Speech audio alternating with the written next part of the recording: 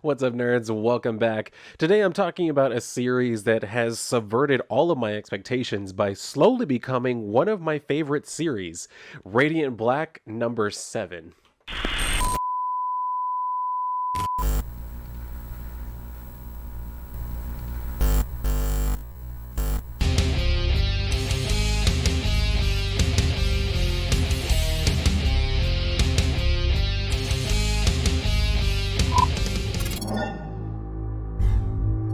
All right, so like I said, this book started out very annoying to me when it started out with the initial protagonist, Nathan, but then it got better, but then he didn't get better. Well, I say that, but like what happened was he got hurt and then he died.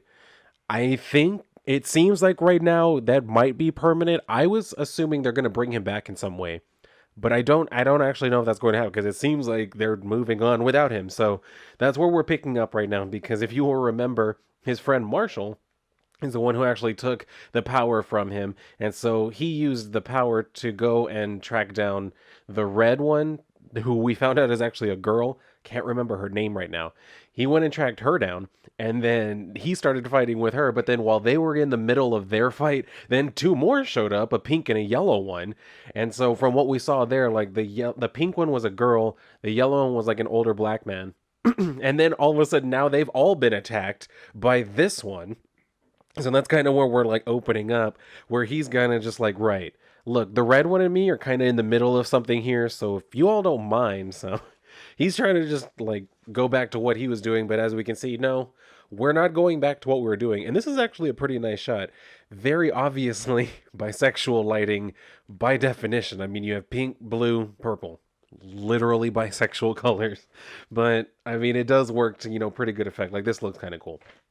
So anyway, we get that, and then they keep fighting, and we can see that there's a lot of this like glitch effect, which is kind of like how they end up describing this person, that they're very glitchy or whatever the hell. And that's kind of what it looks like with the whole like honeycomb pattern disappearance and all that bullshit, like those effects. Like it does kind of give that effect.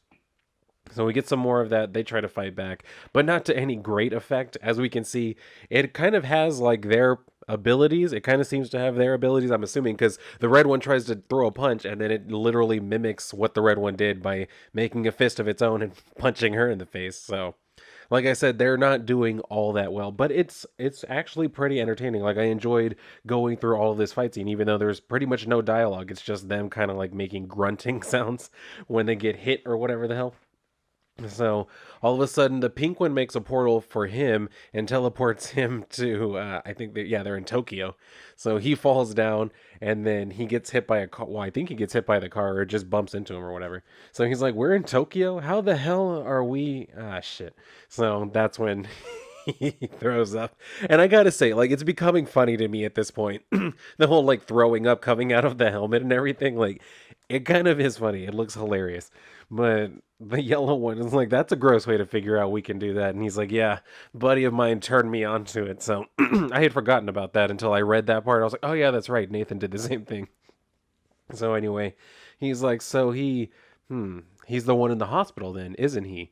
In the coma, you took the radiant. So he already knows about all of that. And he says it just left him, said he was deceased, floated right up, and there was this robot, and he's like, he welcomed you to existence. He's like, yeah, all thanks to our resident red asshole over there. So that's when he's like, also, Pink, hey, thanks for the save. Your generation really does like living on the edge, huh? Nice and serrated. And she's like, what? So he says, you had that portal shit up your sleeve the whole time? So happy you finally decided to roll him up and grace us with your talents. So the other one's like, hey, but she's like telling him, well, look, I can stand up for myself. And then what is it? It drains me. He's like, talking for yourself drains you. So she's like, oh my God, are you actually an idiot? I hope. Because otherwise, we should get you to a hospital like 10 minutes ago. And I love his response. He's just like, hey, you. So he speaks in like whatever the hell that alien language is. We don't actually know what they are yet. So he speaks in that language, which we've seen kind of tends to happen whenever they cuss. They just kind of put in that alien language instead of actually like censoring the word. So it kind of works. It's humorous. I found it funny. So anyway, she tells him like portals, teleporting. It's draining, man. I jumped us from Sydney to Chicago and then Tokyo. 2 minutes later, come on, that's insane. So that is actually pretty insane. But the red one's like, are we really going to do this here? Marshall's like, hey, not one goddamn word out of you. You don't get to weigh in here. So he's still pretty pissed off about the whole killing his best friend thing. So the yellow one says she's right. If the last six jumps are any sign, he'll be on our trail again soon. And a packed city? Definitely the worst place to try to deal with him. Imagine what happened to your friend, but now on the scale of Tokyo. We have to leave. So he's like, all right, yeah, fine, we'll go. And then she says, like, hold on, let me just like try and like get some of my power back up or whatever. He's like, no, no, don't worry about it. We're not going to do things your way anymore. We're going to try things a different way. So he tells her to take a break. And then he's like, you said he's followed you the last six jumps? Let's see what he does when we give him a different taste. Maybe he'll lose his appetite. To which the yellow one's just like, what? He's like, it's little food humor. Everyone's a critic. So he tells the red one, this shit between you and me, it's not done. Not by a lot. So she says, yeah, I know. So he basically uses his power to kind of like levitate them all off so they can all fly because he's the only one that can actually kind of do that. And then this part, I'm not going to lie to you, did actually make me laugh because they're in Tokyo, right? So these two guys look at each other and this one's like, which Sentai is that? And I was actually laughing too because when I got to this part, I was also looking at it like, wow, y'all are really looking like the Power Rangers for real. And then they had that part. And I was like, yeah, definitely like Power Rangers, almost kind of a little Ultraman-ish too. But I mean, yeah, just they have it right. So I just thought that was hilarious. So he says, he showed up a day ago. No introduction, no name, no pretense, just business. I've counted at least 4 primary attack types, plus the glitch out makes your molecules feel shifted. It's impressive tech. So the pink one says, we don't know that it's tech. Honestly, the only thing we know for sure is that this dude's hella set on killing us. So I guess, yeah, that's true. If he's been following them for that long, yeah, that seems pretty conclusive. So Marshall tells them, so how did you two hook up? Who are you anyway? And then the pink one literally starts telling them, like, we bonded over old films, old movies in general. Well, she said over foreign films, old movies in general. Honestly, it's a passion. I always say the less color in a film, the better. And she actually had me going because I was like, you know what? I kind of think the same way. Like, I like old movies. And he's like, wait, really? She's like, no, idiot. Why the hell would I tell you who I am? I don't know who you are. So, okay, yeah, fair point. Why would she just reveal who she is, right? So he's telling her, that didn't stop you from peeling your helmet off the second you met me. And she's telling him, like, well, yeah, I just get sick of having the helmet on all the time or whatever. So that's why she took it off. And he says, and dare I ask, what the hell's your deal? So that's when he's talking to the red one because she's just kind of back there by herself. And she's telling him, like, I didn't mean to hurt your friend. I was just trying to scare him. That's all you need to know. He's like, yeah, sorry, but that's absolutely not all I need to know. Like, let me just go through this part. 1, why rob multiple banks on multiple nights? B, how the hell did you find Nathan? 3, why the body dupe? I was I was offended that he did this. I was offended that he did this thing with the 1, B, and the 3 thing. Because like the 3 is what you would use for like a footnote or like an annotation or whatever. The reason why I was offended by this is because I do stuff like that. I say shit like that for no particular reason. It's just funny to me, and that's why I'm saying this offended me. This offended me because I felt mocked. Ignore the smile. I am livid. So anyway, he's telling her, like, no, see, you came after us. My best friend's on life support and probably never gonna wake up. So unless you want me to drop you off the side of that mountain over there, feel free to answer any time. But before he can kind of like finish his threat, he gets attacked by the... Well, they haven't given it a name yet. So he gets attacked by the guy, and then he starts falling because he's kind of like, been knocked unconscious, I guess.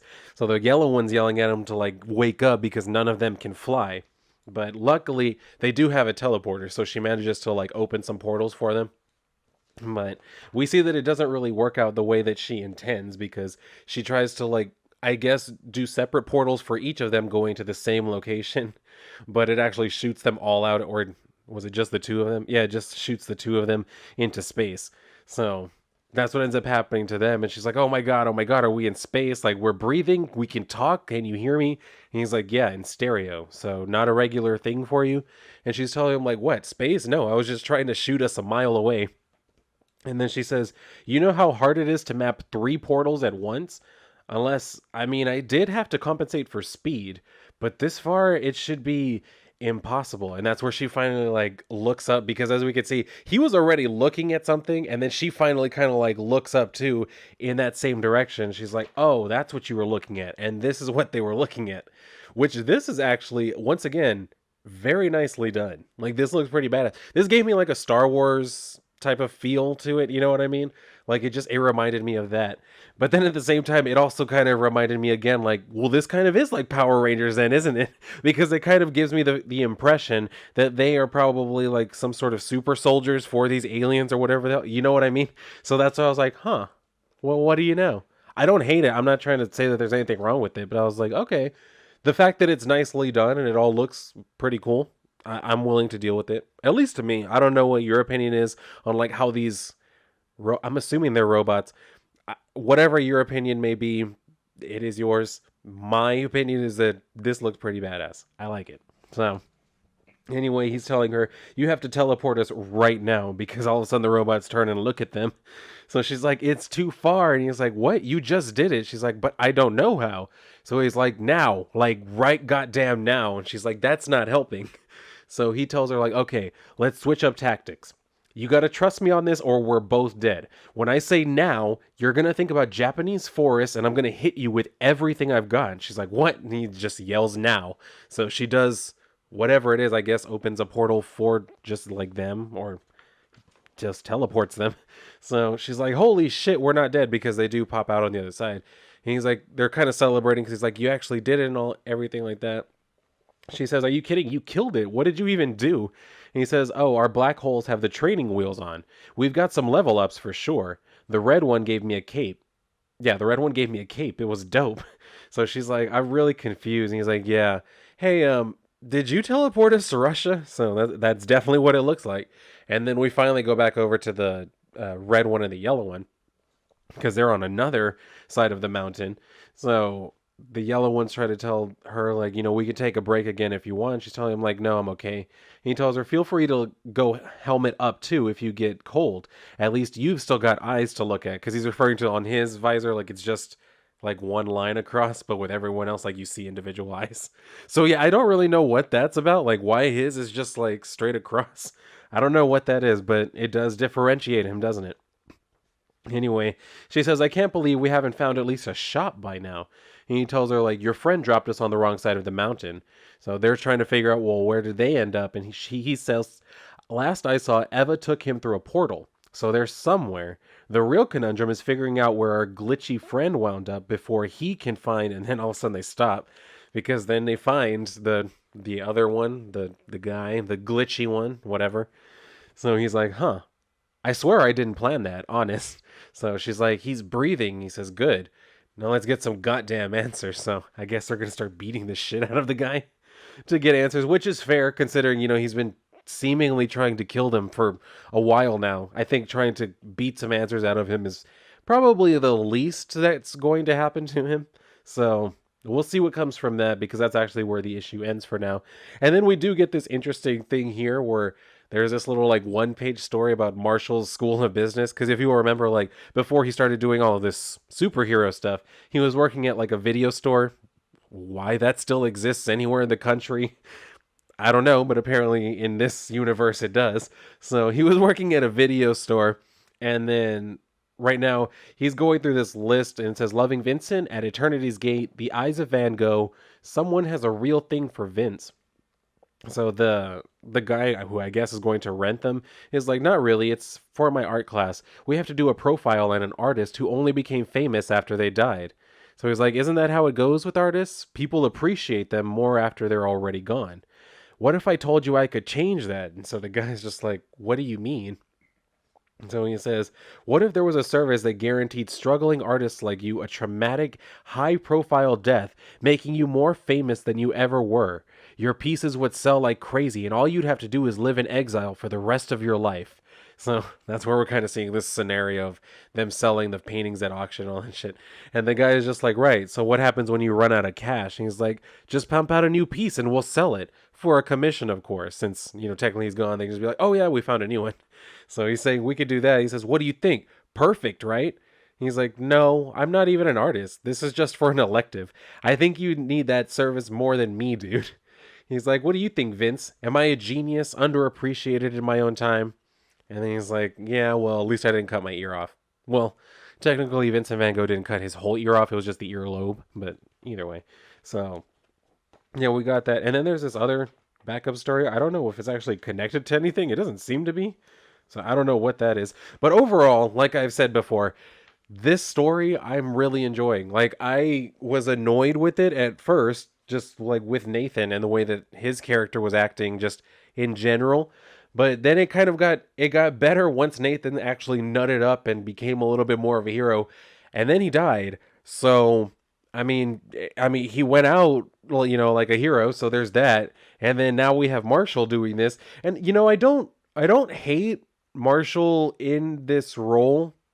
I don't know if he's meant for it, but maybe it's one of those things where it's like he's going to grow into it as well. Because I will say, for one thing, like in the past when he was talking to Nathan and he was saying, like, if I had been given the power, like the first thing I would be doing is like all kinds of cool shit to like make money and all that. Granted, he hasn't really had an opportunity to do any of that because everything has just kind of spiraled from the moment like Nathan died. Like, he went, found the red one, started fighting with her, and then they got encountered by these, and now all of this has just kind of gone on. So he hasn't really had any time to do anything else. So we don't. That's why I'm saying I don't actually know that he's meant for this. It kind of seems like at the moment he's just going through everything that's going on. Yeah, pretty much. But I mean, we'll see what happens if they're going to, because like I said, it seems so weird that they spent those first few issues like building up Nathan, and then for him to just die, and they're like, oh, okay, here we go, we're gonna go with Marshall, like that. I don't know, that seems weird to me. That's why I feel like in some way Nathan's going to come back around. I don't know how, I don't know what exactly it's going to be, but I get the distinct feeling he's coming back somewhere, somehow. So we'll see what happens with that. If you're keeping up with this, I would like to know what you think about it because, like I said, this was a series that I remember when it was like first announced and all the way leading up to the first issue. And I didn't really have much excitement for it because I didn't know what to expect from it. And then when I actually started reading it, I was like, what was all the hype about? But now it is getting into like some really good territory where I'm actually enjoying just about every part of it. Some of the dialogue in there, like for the pink one, she kind of annoyed me a couple of times, but other than that, great story. I liked it. So yeah, definitely feel free to let me know what you think down in the comments below. And if you enjoyed this video, then definitely like the video. Make sure you are subscribed and share this video if you feel so inclined. But if you're done here, then go and read a book, possibly that one. And if not, then I'll see you on my next video.